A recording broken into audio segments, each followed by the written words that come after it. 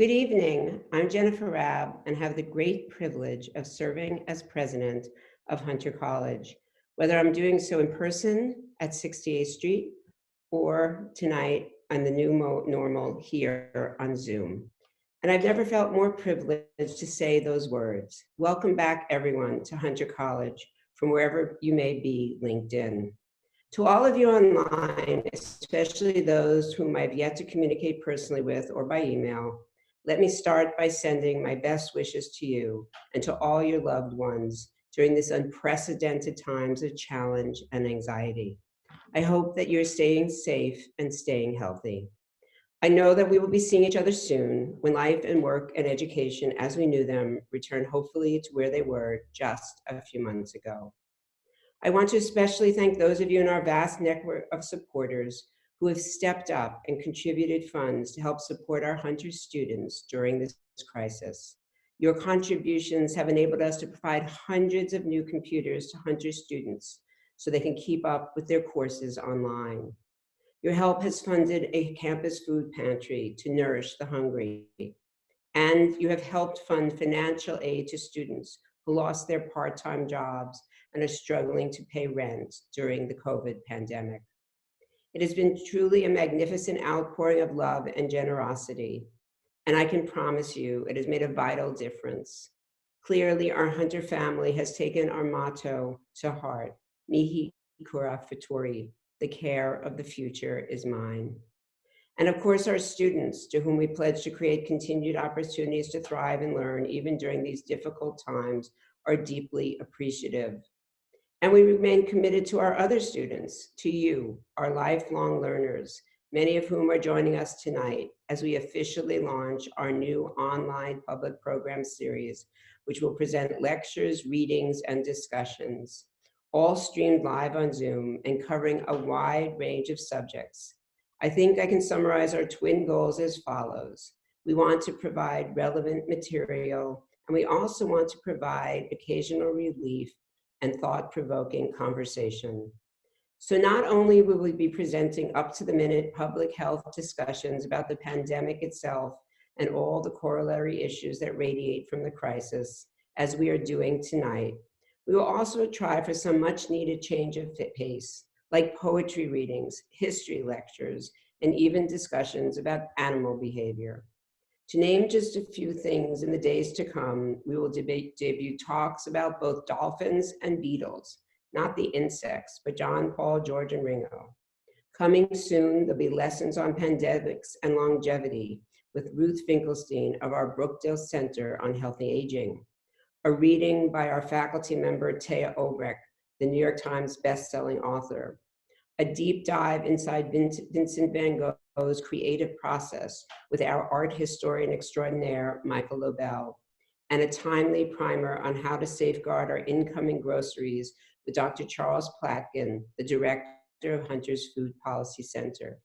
It is a special opportunity to feature scholars from our faculty to share their vast knowledge and latest research.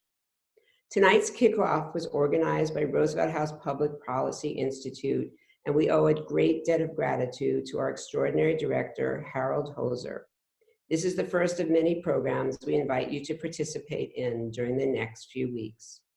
We thank everyone who's contributed to creating this amazing online experience, and I hope everyone here will respond to our alerts and participate in future opportunities. And I mean participate. Most of our Hunter at Home sessions will include the opportunity for you to ask questions and watch for notices or log on, not only for an opportunity to speak, but to see what the future programs coming up will be.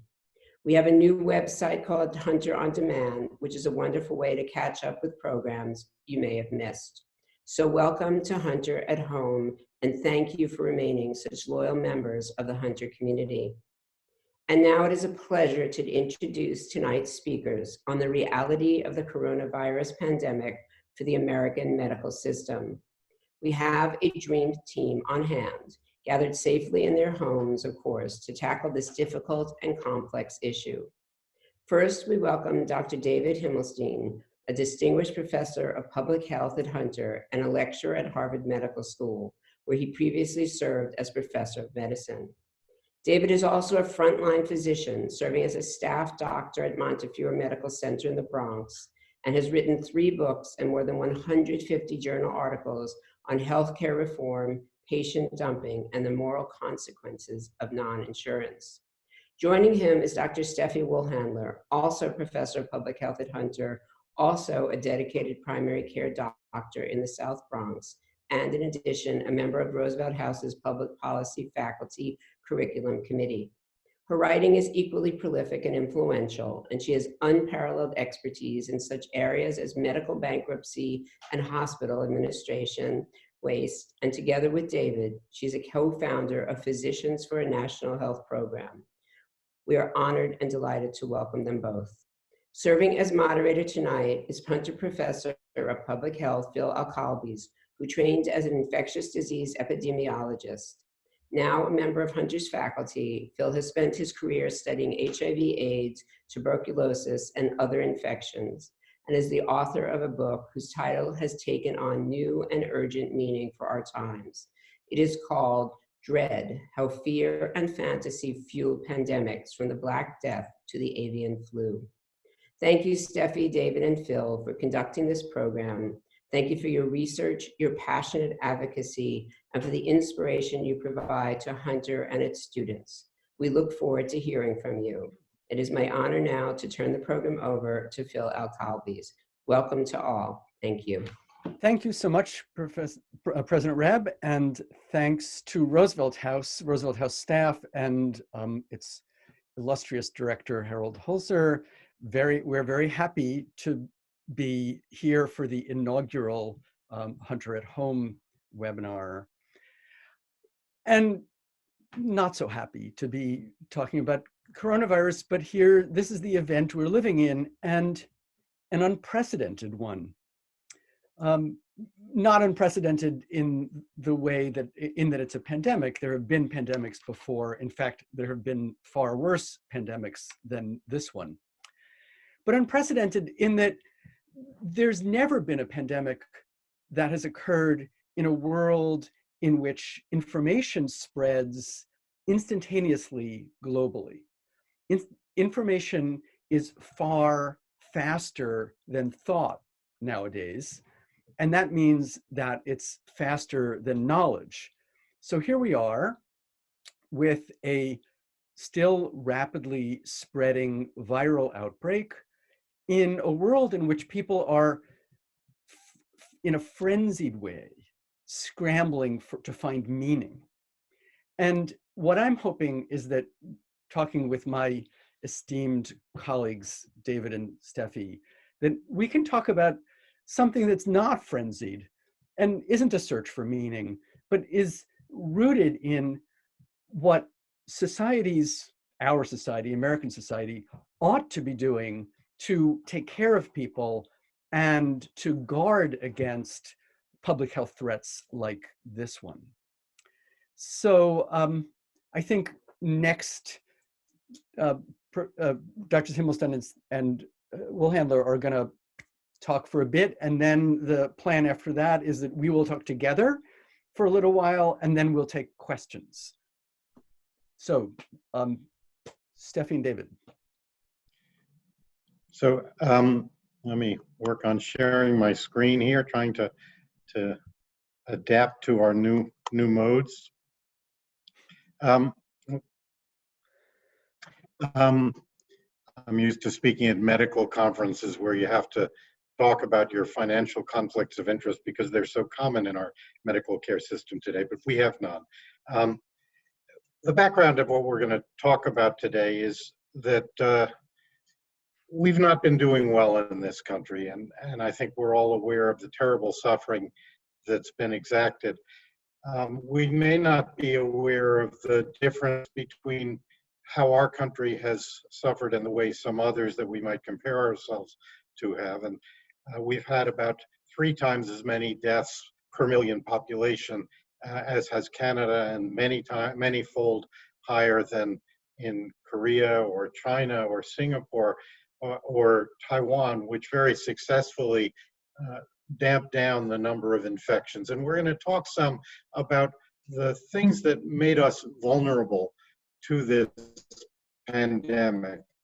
And those include, from our point of view, deteriorating health status that predated the pandemic by quite a while, weakened public health capacity, a crumbling social safety net that goes much broader than our healthcare system, and a wasteful healthcare system that has really prioritized profitability over needs and left us vulnerable because of its disorganization, fragmentation, and lack of adequate preparation. So first, the background in health. We've had a deteriorating health status as compared to the rest of the wealthy nations in the world, really over the last 20 years or so. This shows the average life expectancy at birth, and the US is in red. Other countries that we might compare ourselves to shown on this slide. And you see that we've fallen way behind other nations that we'd like to think ourselves comparable to. And around the same time, we've had a fall in how much of our healthcare spending goes into public health. So back around 2000, we were just above 3% of all of our health spending going for public health, things like health departments and vaccine programs, the CDC, the whole ensemble of the public health infrastructure, which is really vital in confronting a pandemic of the kind that we have. And we're now below 2.5% of our total health spending going to public health. And just to put that in perspective, Canada spends more than 6% of its health spending on public health, and Great Britain a similar amount as well. So we've been ill prepared at the public health level. And we've had weakened pandemic response capacity, really particularly during the Trump administration. Very shortly after he assumed office, the president instituted a hiring freeze at the Centers for Disease Control and Prevention that left 700 positions vacant. He abolished, as I think many people know, the Global Health Security Team in the National Security Council. 1,600 government scientists have left positions since January of 2017. We've really had an exodus of expertise and no replacement of much of that expertise. And that's left us not just with a president who disregards science, but without scientists who might advise him. And key policy positions, it's not just numbers, but key people. So for instance, the occupational safety and health administrator position has been vacant really virtually throughout this administration. And that's come into play with the safety of hospital workers in question, since OSHA should be playing a role in assuring the protection of our healthcare workforce. Well, our public health workforce has actually declined by 20% since 2008, and that, of course, predates this administration.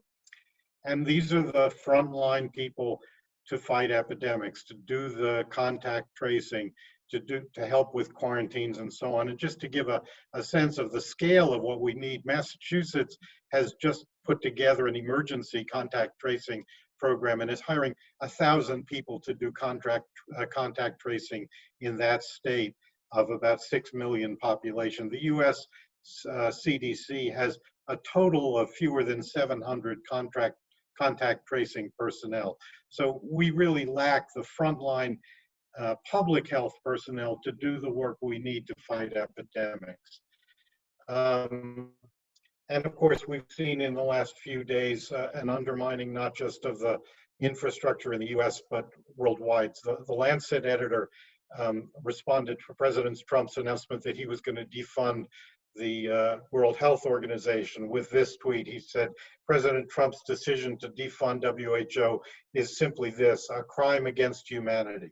Every scientist, every health worker, every citizen must resist and rebel against this appalling betrayal of global solidarity. And it will come back to haunt us. It's not just that it will have grave impacts in lesser developed nations, but as the risk increases in those nations and as the number of cases increases, they will be imported back into the US directly or indirectly, and we will face another wave of coronavirus if we persist in weakening the WHO.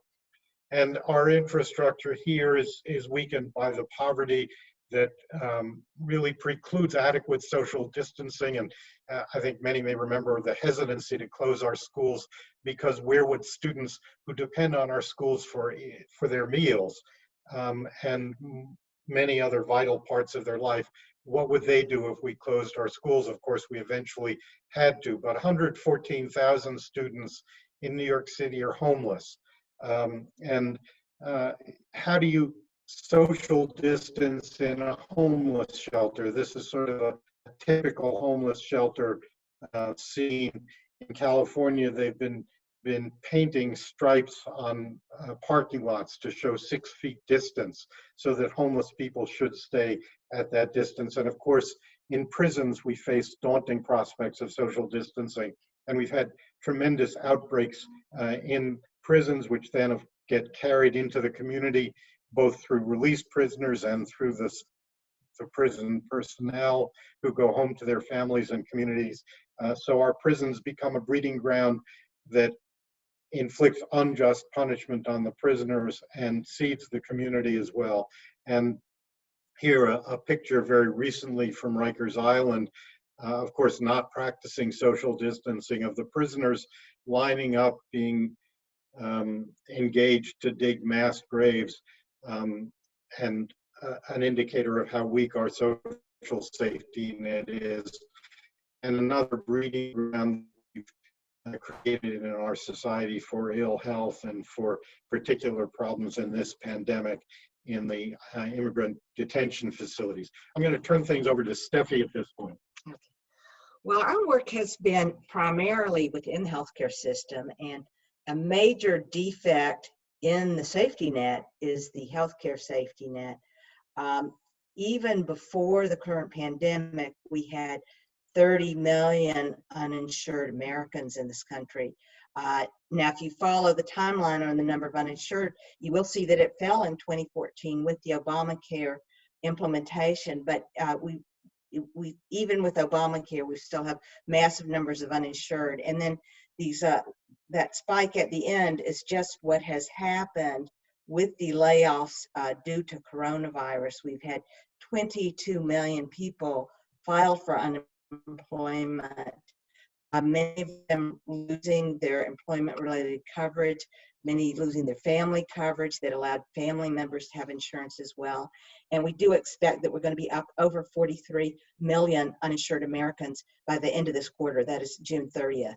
Now, being uninsured even before coronavirus has been associated with death.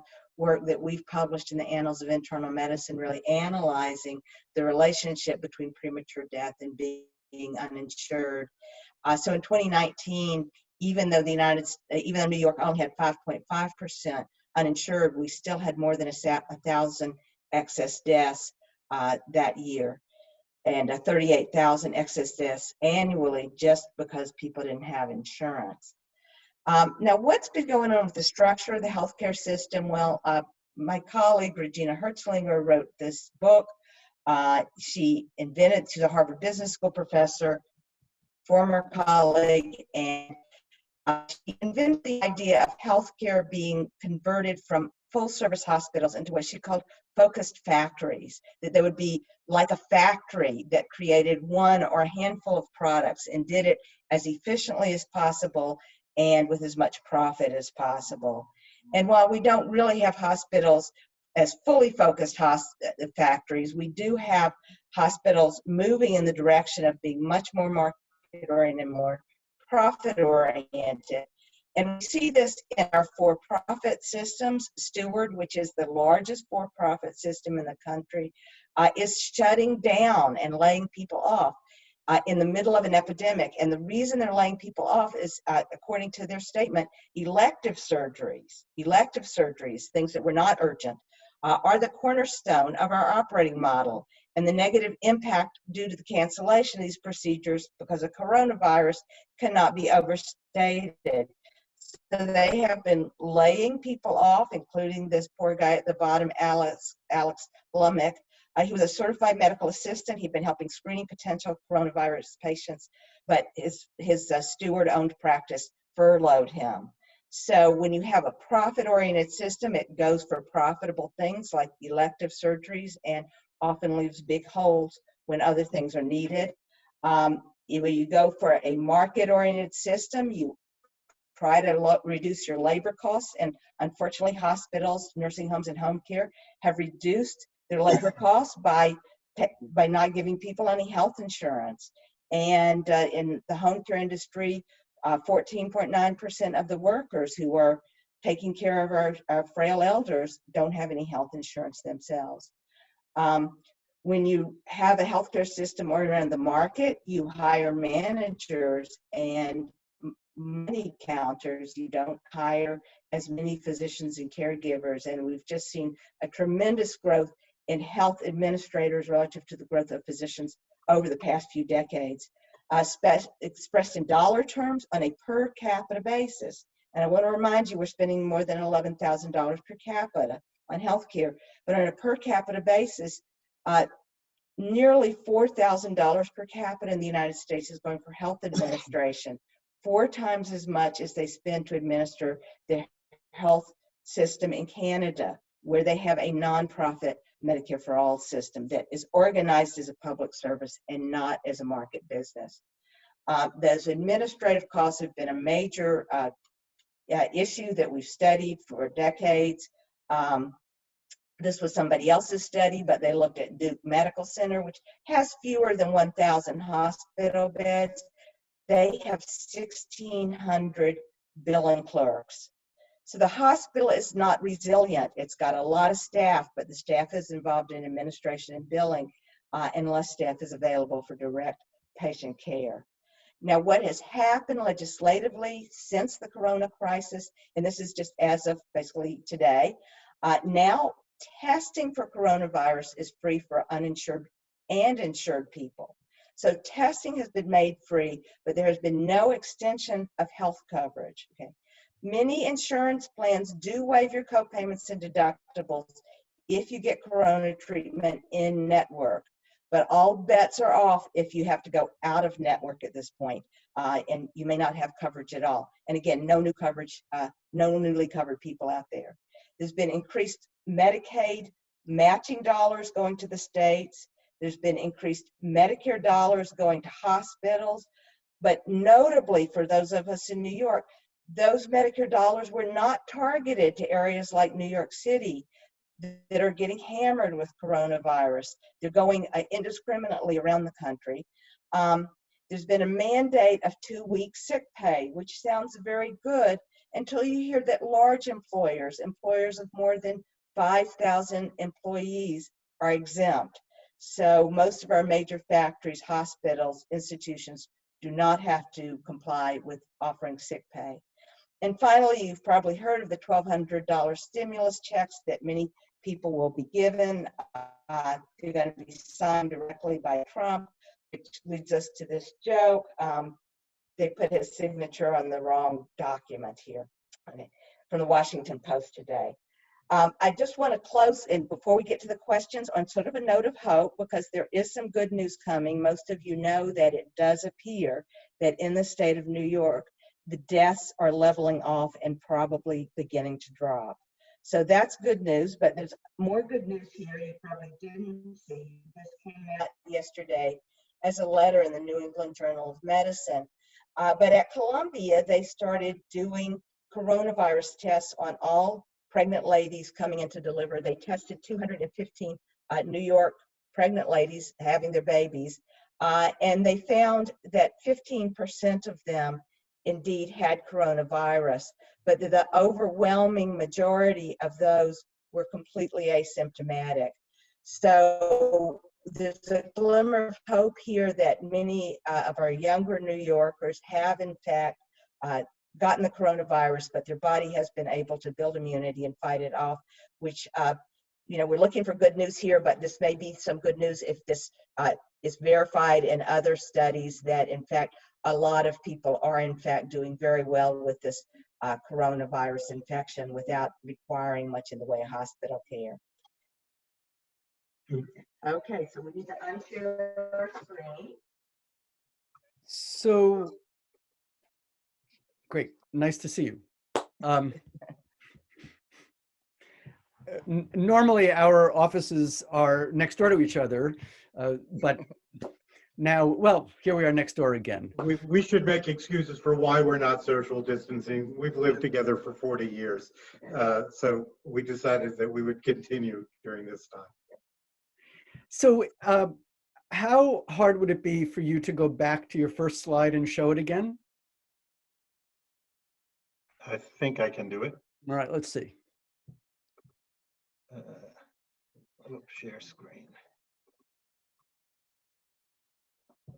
Just for a moment. Yeah.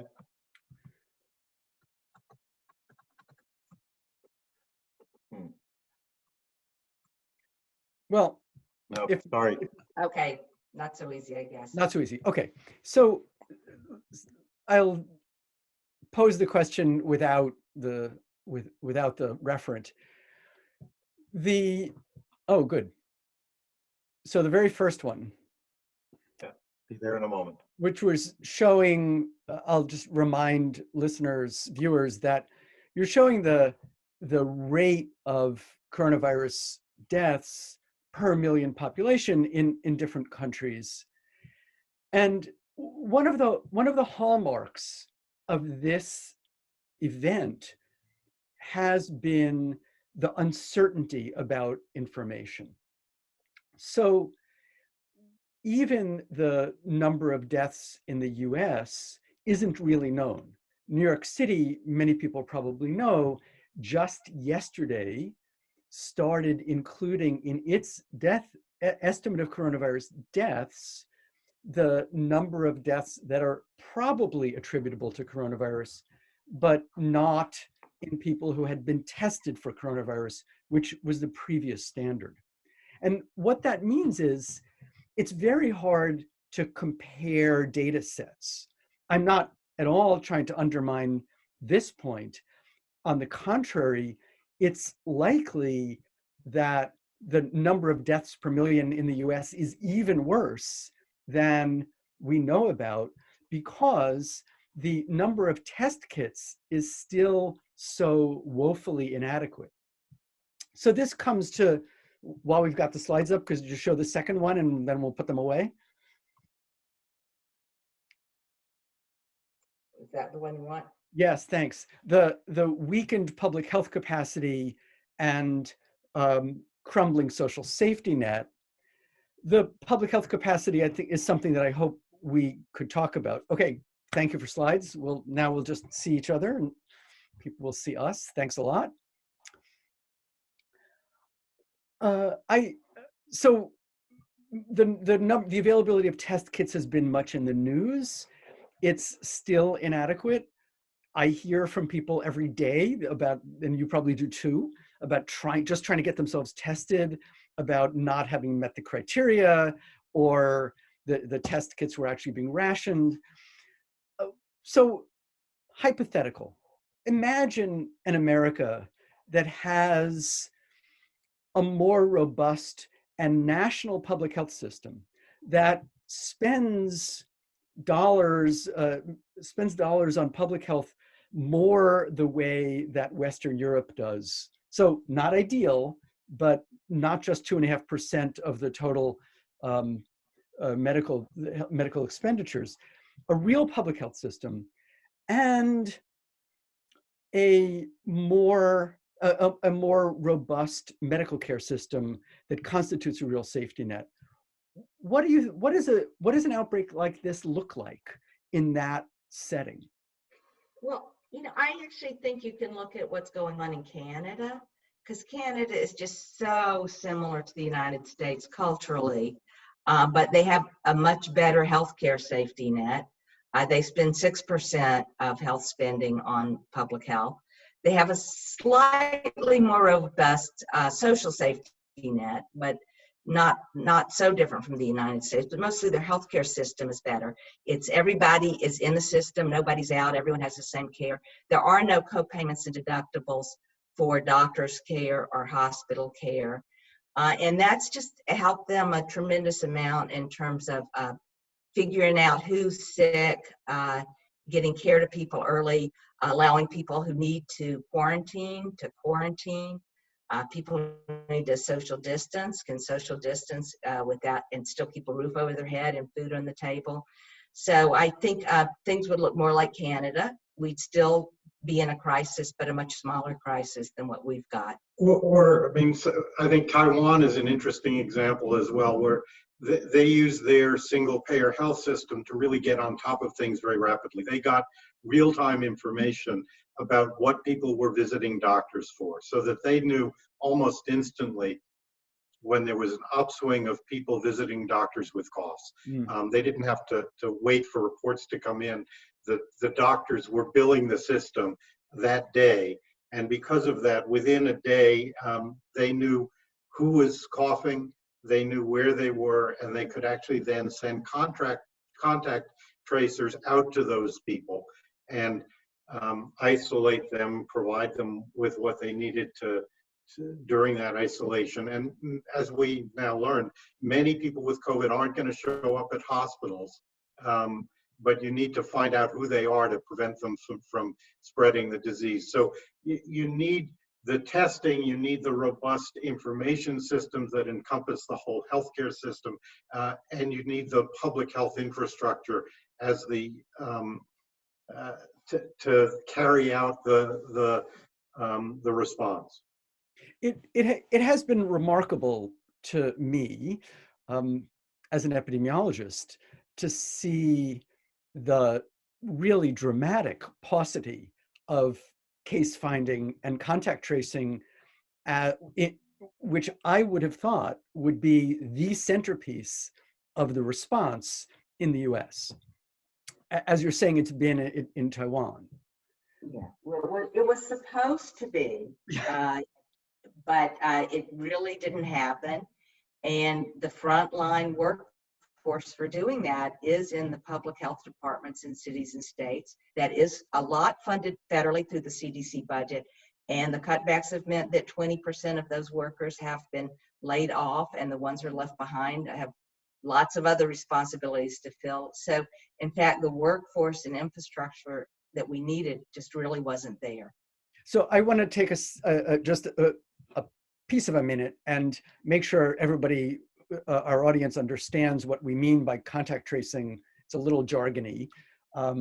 So in a robust public health system with an infection that's spread by contagion like this one, the time-honored and well-respected public health response is identify cases, and then by interviewing cases, people who might be infectious, identify their contacts, and then go to find those contacts, find out through testing, if there is testing, whether they're infected. And if they are, interview them and find their contacts. This method has been used to control tuberculosis. It's still used to control sexually transmissible infections, and it should be used to control contagion like coronavirus. But this is what has been deficient in America, even in New York, because of the lack of workforce, and, as you've pointed out, essentially lack of political will. Yeah, and lack of the resources to find out who it is we need to contact, we need to trace. So we don't have a system for identifying those cases, which is partly our disorganized healthcare system, and partly our lack of testing, which frankly I think is at least partly lays the blame to the president, who turned down the World Health Organization's offer of testing. The World Health Organization had a test that had been developed by a German research group and was shown to work, and WHO adopted and went into use in many countries. The Centers for Disease Control and Prevention was working on what would have been a more sensitive test had it been finalized, but it actually didn't work. And after weeks of delay, the US had to fall back and go with a test very like the one that the World Health Organization was already using, but we still don't have enough of it. And we also aren't completely sure how good that test is at this moment. So we fear that we may be getting some false negatives. False positives, and that seems to, I'm very concerned about that. It seems like the false positive rate may be substantial, and also it seems to vary a lot from test center to test center.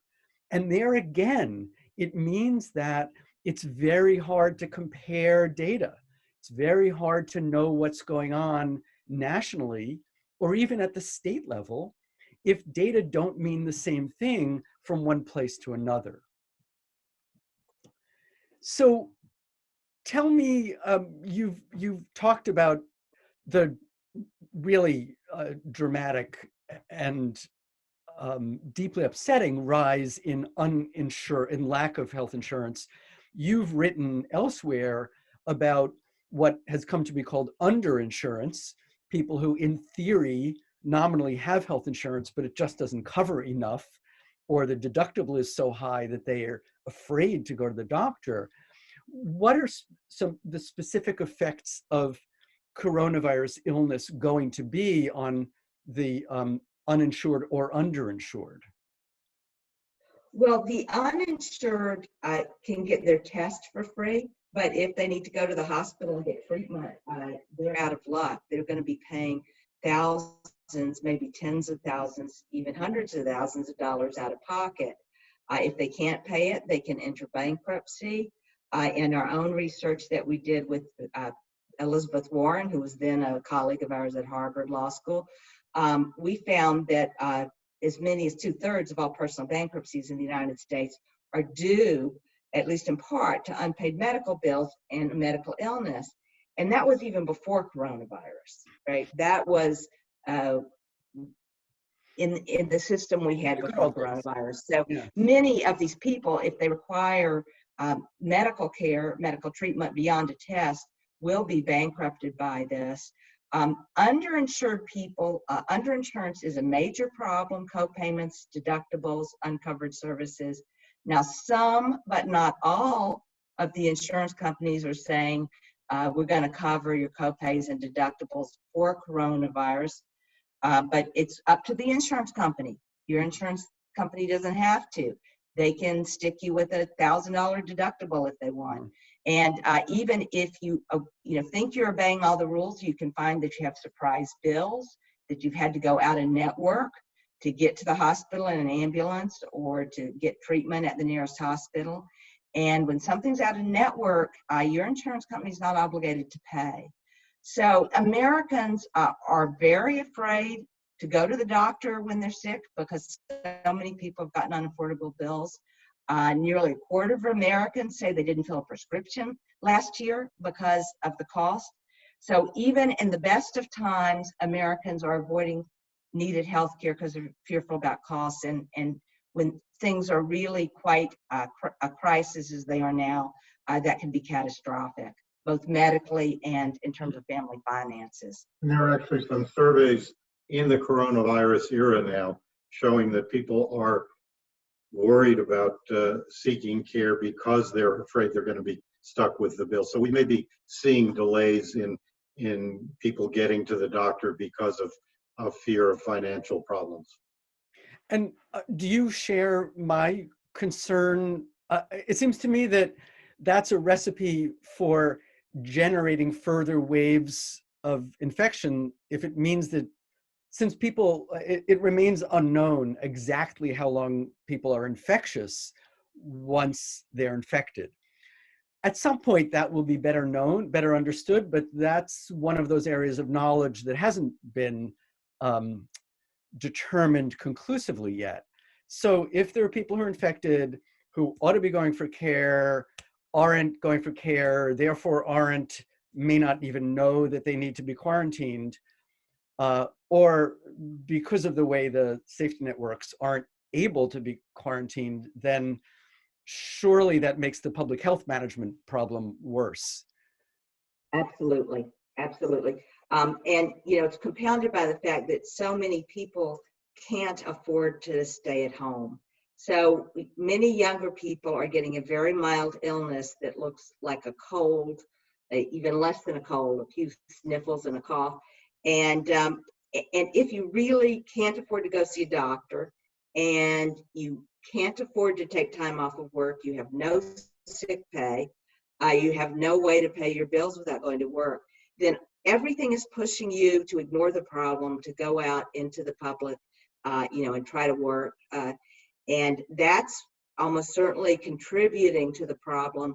We are seeing a much bigger problem in poor neighborhoods. And that's not because they were traveling to Italy last month. That's because poor people find it very difficult to stay at home and still be able to live.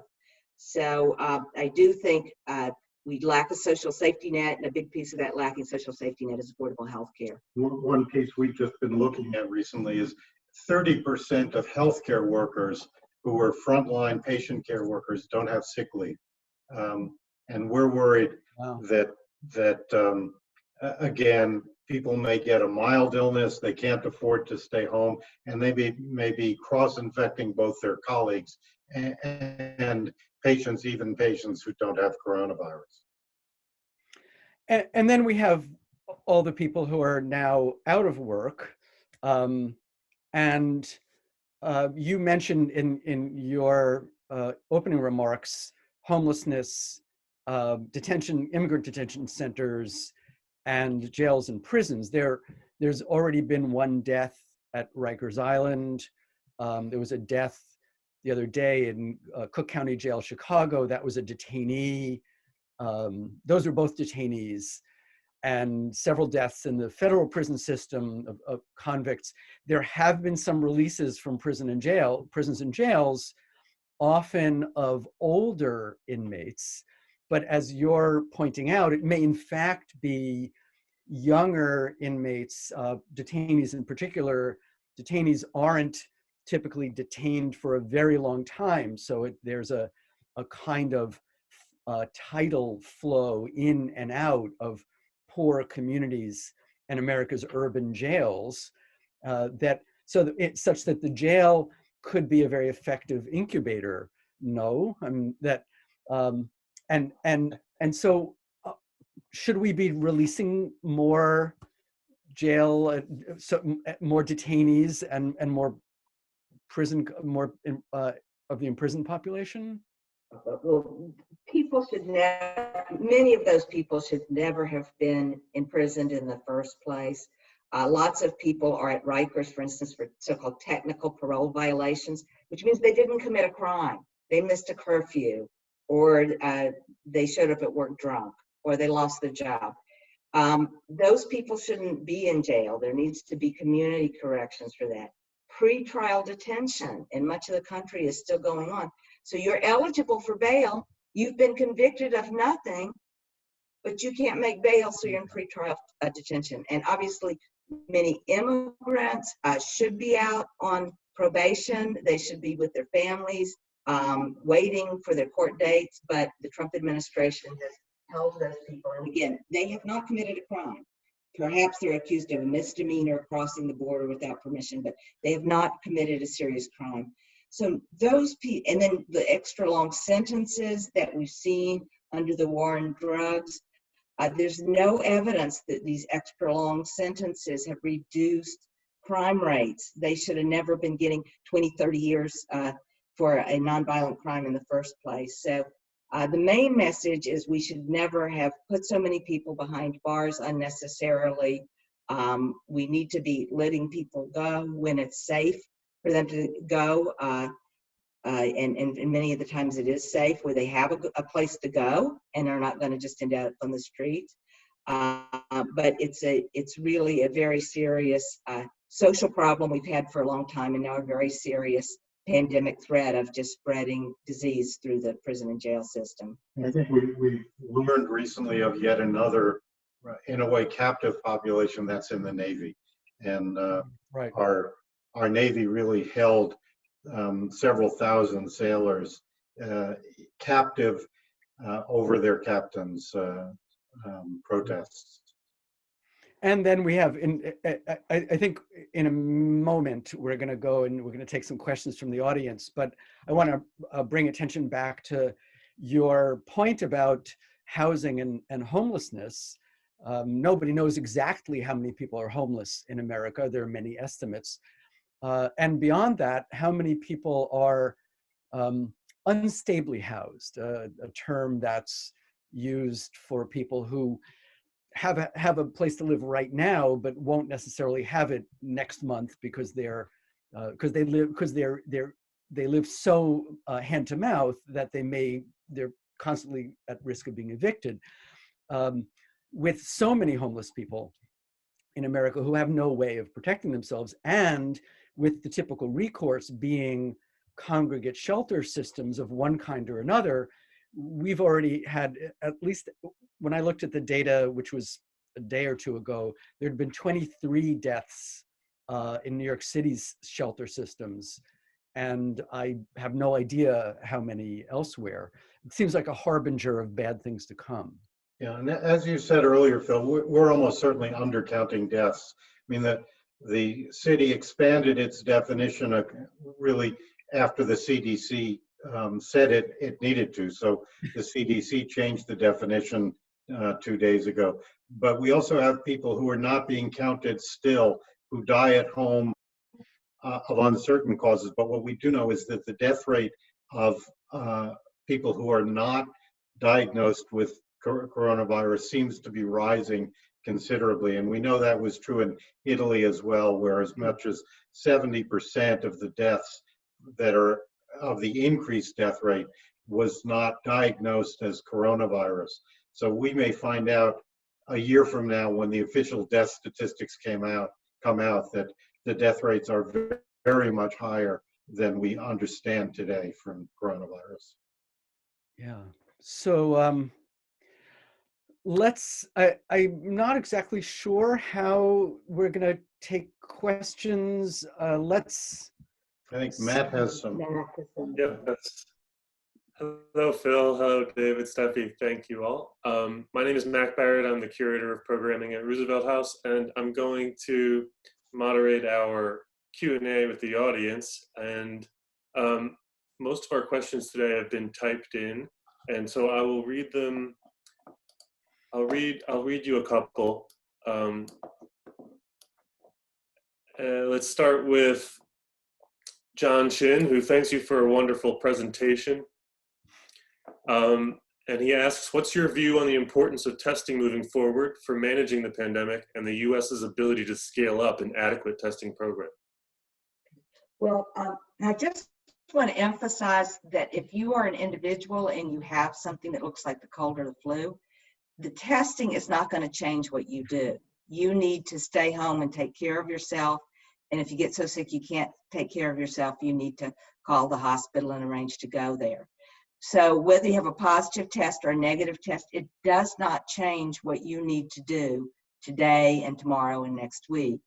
The tests are not important to you individually as a patient, but they're very, very important to the epidemiologist. They're very important to the hospital when you get there to know whether you've got COVID or not. They're very important for planning to figure out how many people in the community have had this disease, where we should be doing our contact tracing when we shrink down the numbers enough to get back to contact tracing, how close we are to the end of the epidemic. So, the testing is absolutely vital to control the epidemic. That's a different question from whether you individually today need the test, and the answer is almost certainly no.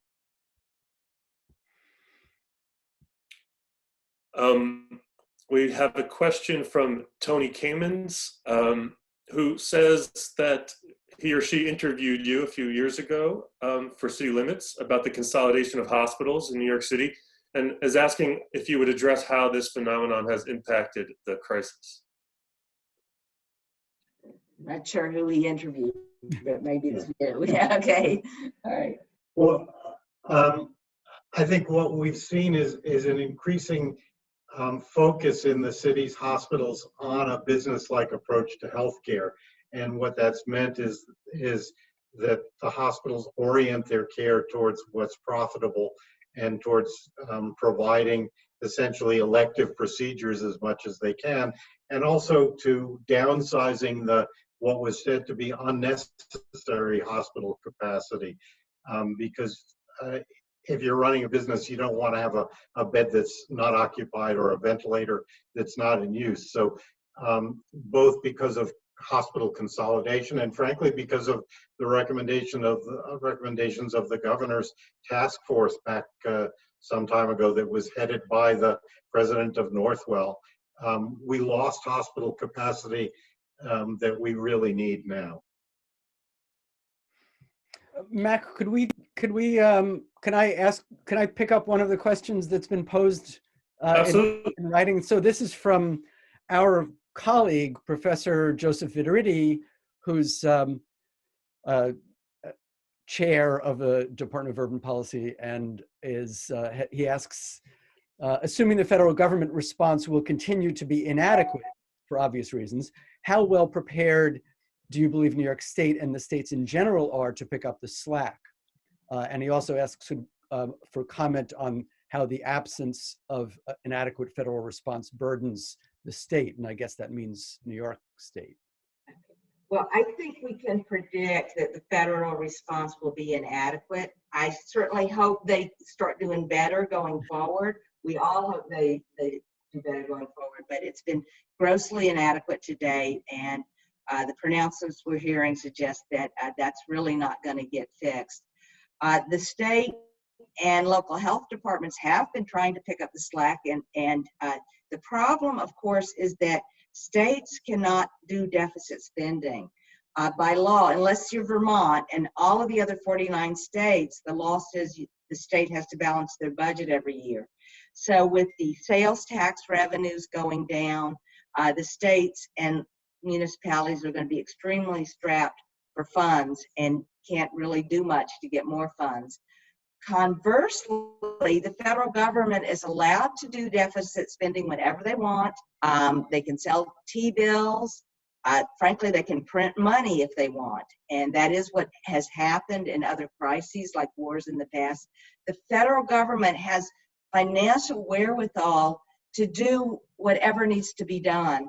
And the states and cities can try to do things, and of course they are trying to do things. They can ameliorate the situation. Of course, they are ameliorating it, but we need the federal government because they are financially able to do what needs to be done right now. I think we should say that New York City's and New York State's health departments are really national leaders, and they're about the strongest health departments anywhere, but they're overwhelmed. They just don't have the resources. And I guess we heard today that Governor Cuomo said that the state is going to run a deficit of going to have a budget hole of $15 to $17 billion, and the city is facing something like a $10 billion fall in its tax revenues. So it's going to be very tough to come up with the resources to do what's needed. Yeah, this is a great reminder that as this coronavirus event affects the economy, that affects tax revenues for cities, for our city and the state, which must, as you've just said, balance the budget. And so just at a time when money is particularly needed, if the feds don't step in, we're actually going to be harder pressed. I mean, the president has been saying that this is war.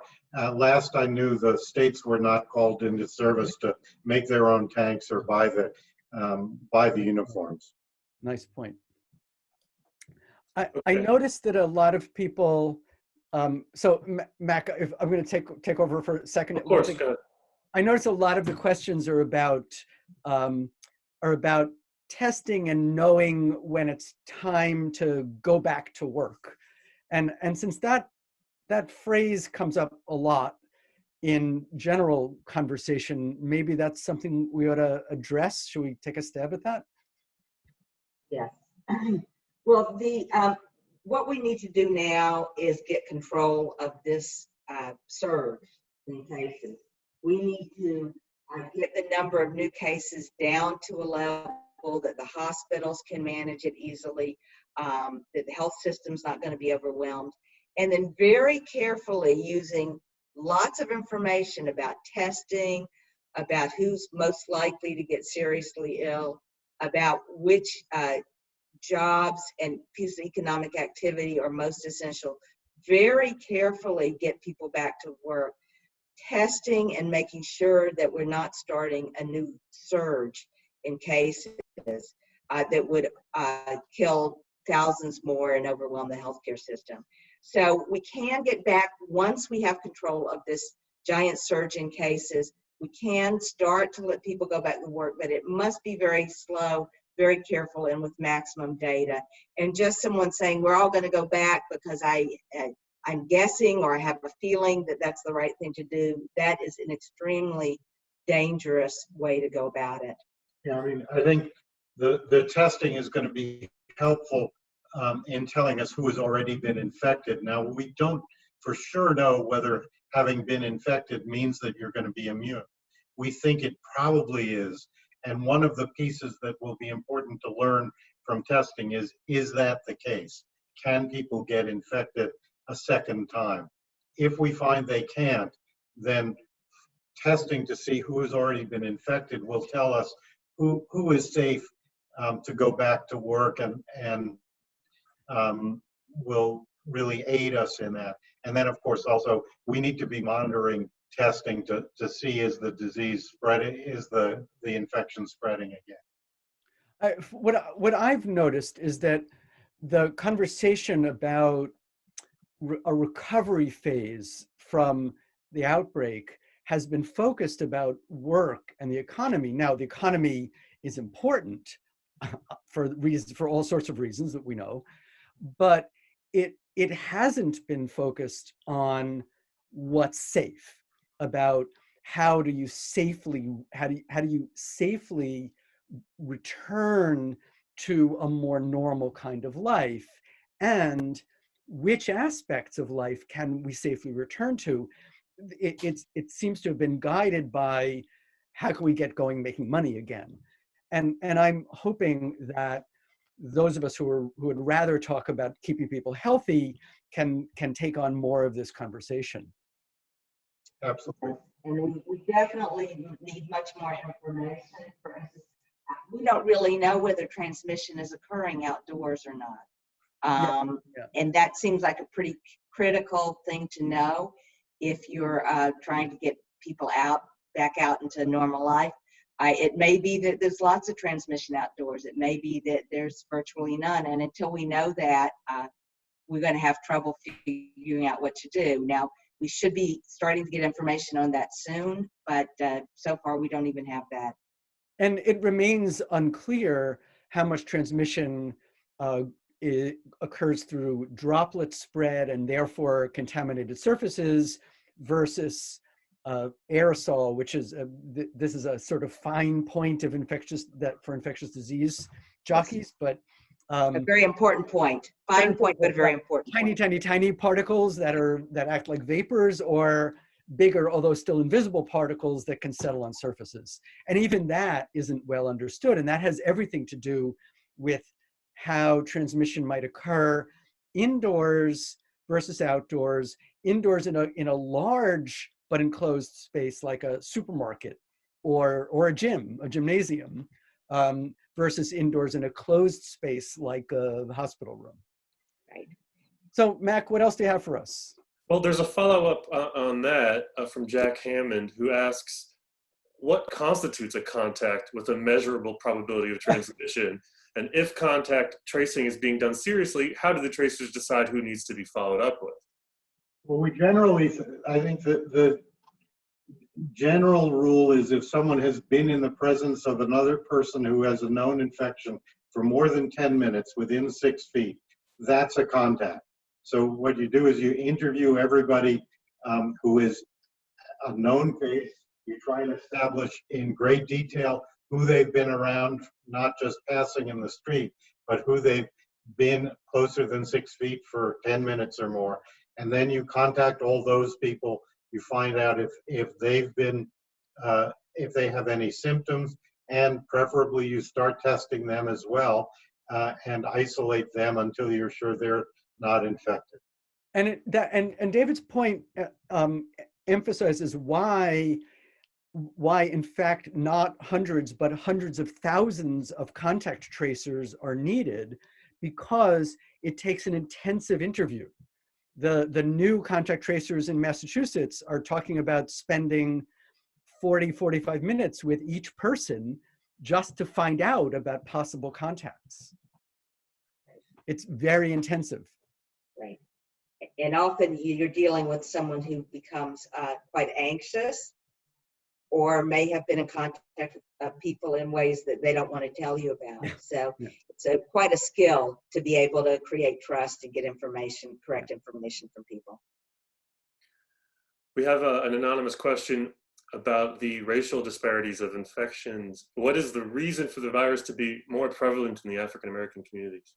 Oh, so the national data show about a threefold in excess of known, and again, keeping in mind the uncertainty about known infections and known cases, known infections and cases in Black Americans compared to white Americans. The New York City data show a twofold excess, and it's likely that this has much to do with two factors we already mentioned, or that Steffi and David already mentioned.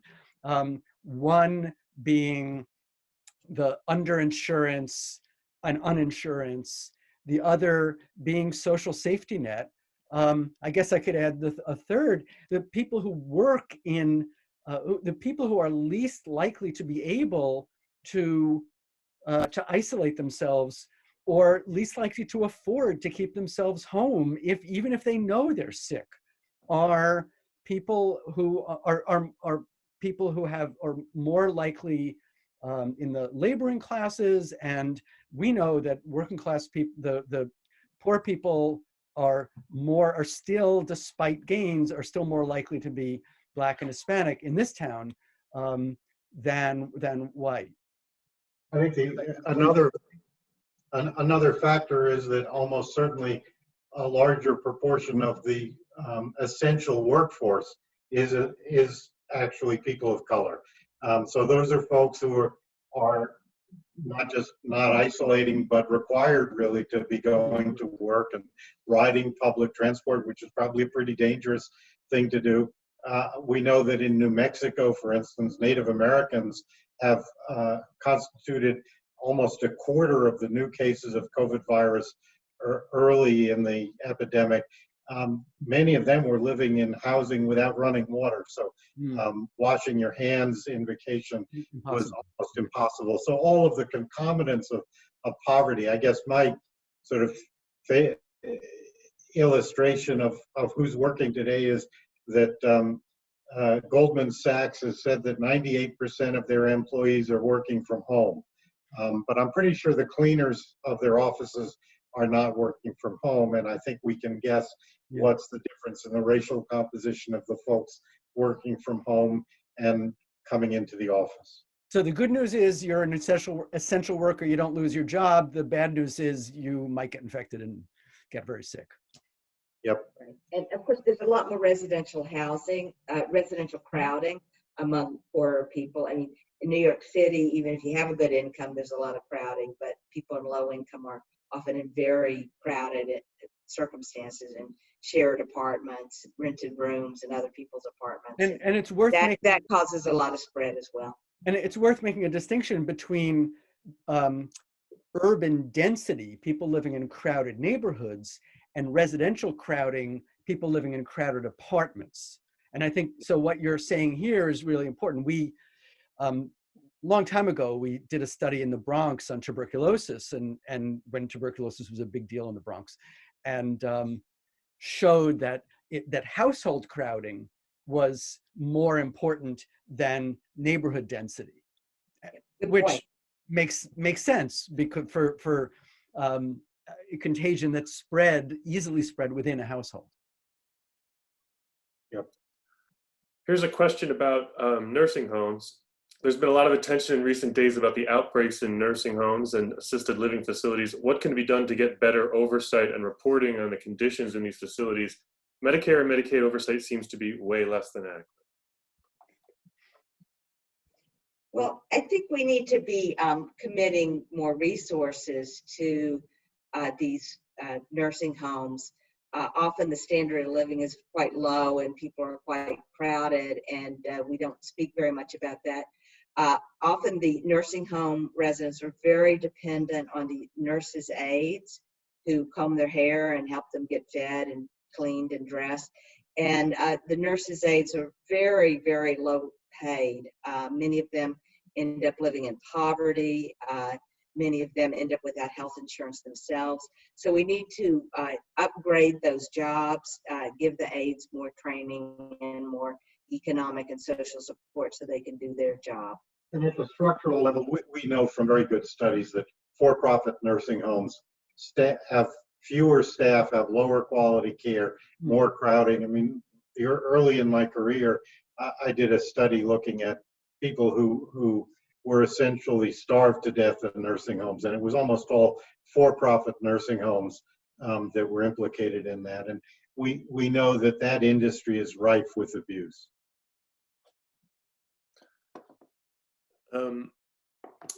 So Dina Fisher is curious as to why even now, under these circumstances, so many Americans seem, a plurality of Americans cannot embrace single payer for all. If this doesn't do it, what will? Well, you know, the exit polls from the primary election were showing the majority of people who showed up to vote supported Medicare for all. I think a lot of people, let's just say a month ago, it was pretty easy to believe that if you had your private employer-sponsored coverage, you were in pretty good shape. You know, a lot of people thought they were really okay, particularly if they'd never tried to use their private insurance.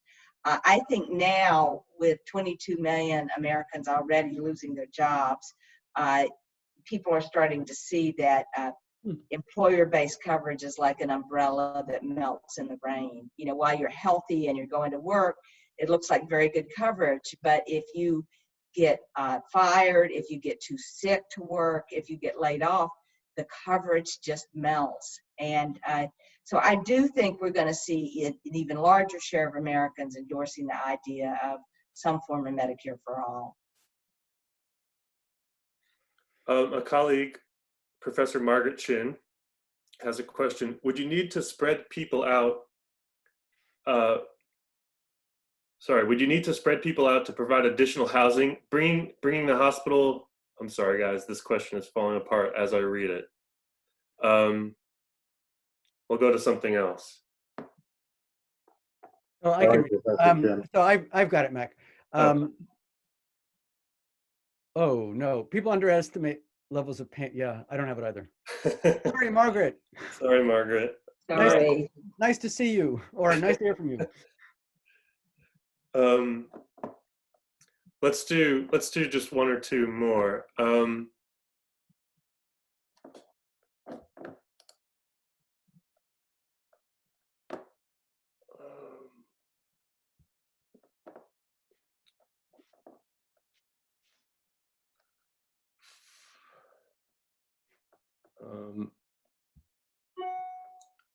I apologize, guys. There are many questions.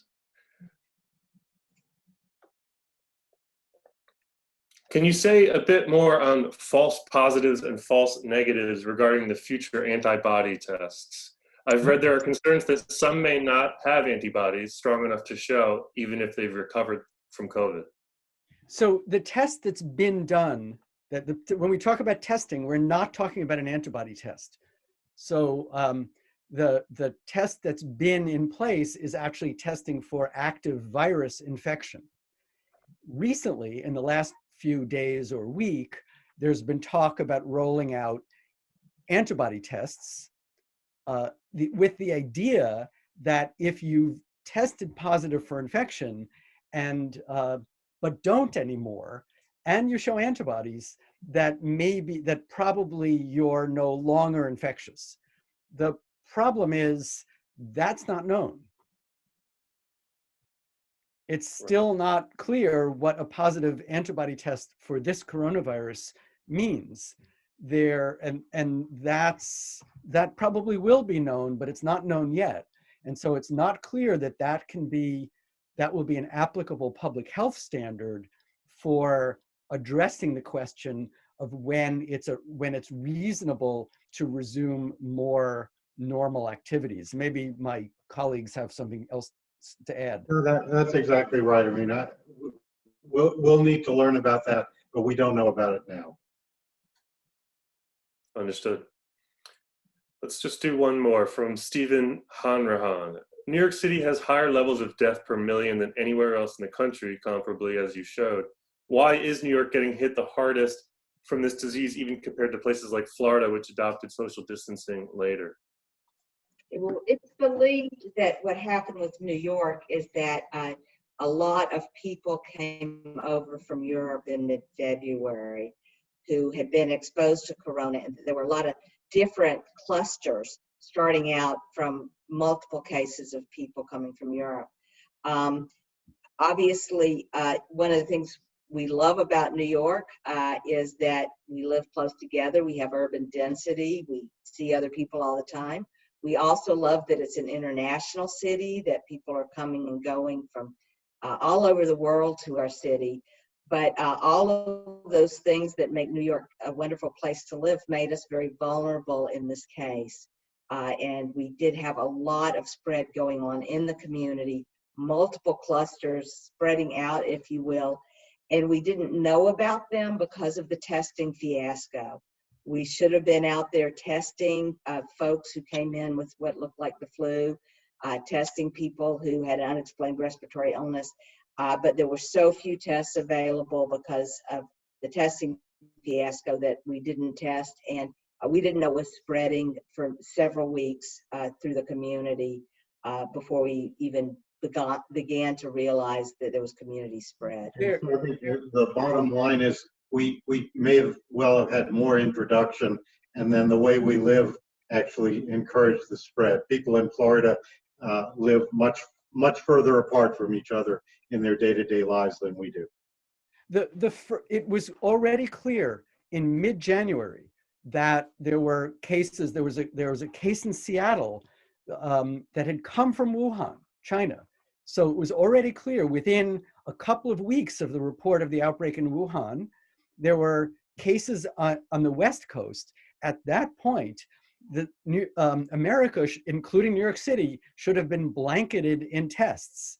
And it was within a few days that a test became available, but that blanket has yet to descend.